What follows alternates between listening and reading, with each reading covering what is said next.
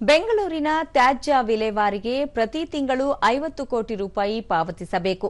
ಆದರೆ ಕಳೆದ ಅಕ್ಟೋಬರ್ನಿಂದ ಸರ್ಕಾರ ಹಣ ಬಿಡುಗಡೆ ಮಾಡಿಲ್ಲ ಎಂದು ವಿಧಾನಸಭೆ ವಿರೋಧ ಪಕ್ಷದ ನಾಯಕ ಆರ್ ಅಶೋಕ ಆರೋಪಿಸಿದ್ದಾರೆ. ಬೆಂಗಳೂರಿನ ಅರಮನೆ ಮೈದಾನದಲ್ಲಿಂದು ಸುದ್ದಿಗಾರರೊಂದಿಗೆ ಅವರು ತ್ಯಾಜ್ಯ ವಿಲೇವಾರಿ ಘಟಕಗಳ ಮಾಲಿನ್ಯದಿಂದ ಬೇಸರಗೊಂಡು ಸುತ್ತಮುತ್ತಲಿನ ಗ್ರಾಮಸ್ಥರು ಪ್ರತಿರೋಧ ವ್ಯಕ್ತಪಡಿಸುತ್ತಿದ್ದಾರೆ. ಇದು ಬಿಜೆಪಿ ಶಾಸಕರ ವಿರೋಧವಲ್ಲ.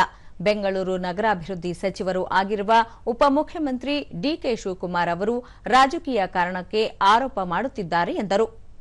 ರಾಜ್ಯ ಸರ್ಕಾರ ದಿವಾಳಿಯಾಗಿದೆ. ತ್ಯಾಜ್ಯ ವಿಲೇವಾರಿಗೆ ನೀಡಲು ಹಣ ಇಲ್ಲ.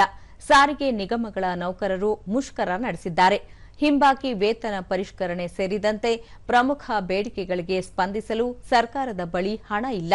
ಮುಷ್ಕರದ ಬಳಿಕವಾದರೂ ನ್ಯಾಯಯುತ ಬೇಡಿಕೆಗಳಿಗೆ ಸ್ಪಂದಿಸಲಿ ಎಂದು ಹೇಳಿದರು.